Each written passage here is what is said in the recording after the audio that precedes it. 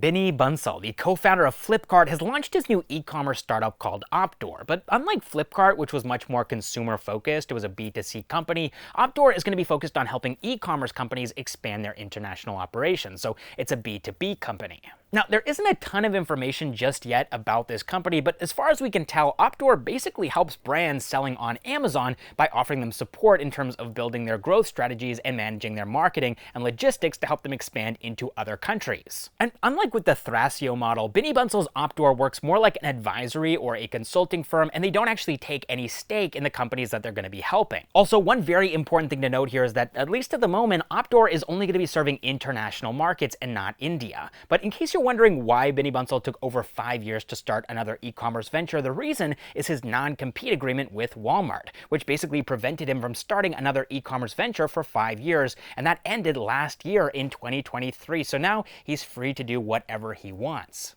All right, next up in the news, Indian tech companies are moving their headquarters back to India. So according to an Economic Times report, Singapore-based Pine Labs is the latest Indian company that's planning on moving its headquarters back to India, and they're not the only ones. You also have B2B e-commerce unicorn Udaan, which is considering the same move, as they're planning their IPO in the next 12 to 18 months. And then last year, there were also talks about India's most valuable startup, Razorpay, and online investment platform Grow, moving their parent company from the United States to India. But why all of a sudden are these companies deciding to move back to India? Well, see, when these companies were founded, India's startup ecosystem was still in its infancy, and investors weren't exactly lining up to fund Indian startups, which is one of the reasons why most of these startups decided to register in the United States or Singapore to get easy access to funding. Now, however, things have changed quite a bit. And yes, currently at the moment, we are still in the middle of a funding winter, or probably the end of a funding winter, but that's a global trend. It's not just isolated to India's startup ecosystem. So now India is definitely looked at by the global VC community as a key market for investment. And the thing about these companies, the ones that went outside to the United States and Singapore, well, now a lot of them are actually looking at going public,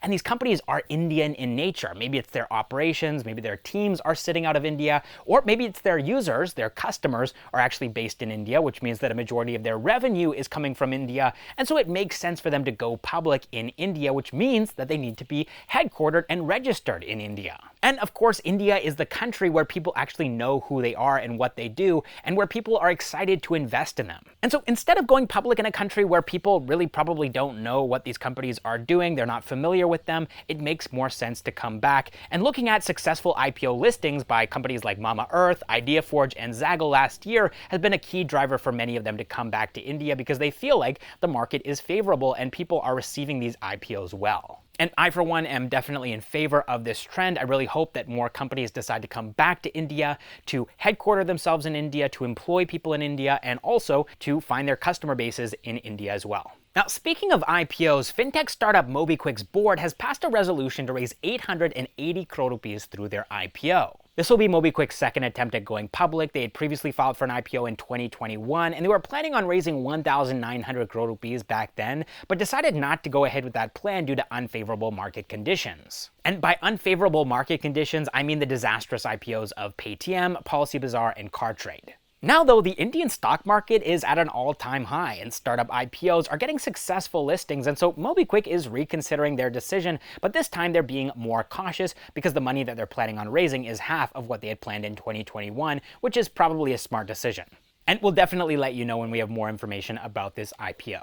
All right, next up in the news, Byju's Group General Counsel Roshan is the latest senior employee to exit the company. And according to the Arc Web, what's troubling for Byju's is the fact that he was actually the one helping the company to resolve the legal challenges around their $1.2 billion Term Loan B crisis. But anyways, I won't go on anymore about Byju's because we have some more positive news to talk about. IIT Madras plans to incubate 100 startups in 2024. And for those of you who don't know, IIT Madras has incubated some of the most innovative Indian startups like Aether Energy, Agnikul Cosmos, and flying electric taxi maker, the E-Plane Company. They are a prolific early-stage incubator here in India, and their incubation cell has already incubated 351 startups with a combined valuation of $5.4 billion. And according to their incubation cell chief, their startups have a survival rate of a massive 80%. That is truly incredible. And so this year, they're planning, like I said earlier, to incubate at least 100 more startups across fields like sustainability, green energy, quantum, and mobility. All right, next up in the news, a quick update on Tesla. So the health minister and and the spokesperson for the Gujarat government has said that Elon Musk is looking to set up a manufacturing factory in Gujarat, and the state government is trying to finalize this deal. We can expect an announcement regarding Tesla's manufacturing facility in Gujarat at the Vibrant Gujarat Global Summit 2024, which is scheduled to take place this month in January. And there have even been reports that Elon Musk himself might be present at this summit. But Tesla isn't the only EV maker looking to enter the Indian market. In fact, Vietnam-based EV maker VinFast is expected to set up a battery manufacturing factory in Tamil Nadu. Also, last year in 2023, VinFast had said that they were going to be setting up a manufacturing factory in India and also in Indonesia,